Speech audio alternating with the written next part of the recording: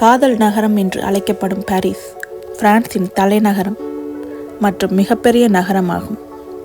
இதன் பரப்பளவு 105 சதுர கிலோமீட்டர். சுமார் 2 மில்லியன் மக்கள் இங்கு வசிக்கின்றனர்.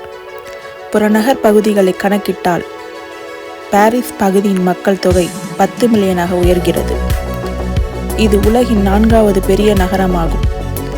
அரசியல், பொருளாதாரம், கலாச்சாரம் மற்றும் வணிகத்தின் மையமாகும்.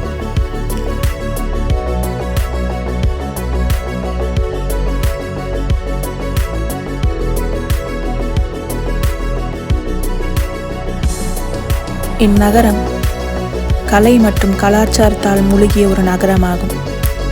அதன் அண்டை ஐரோப்பிய நகரங்கள் போலவே பாரிஸும் அழகான கட்டிடக்கலைகள் மற்றும் உலகின் மிகவும் மதிக்கப்படும் கலைஞர்களின் நுண்கலைகளை காட்சிப்படுத்தும் அருங்காட்சியகங்களால் நிறைந்துள்ளது.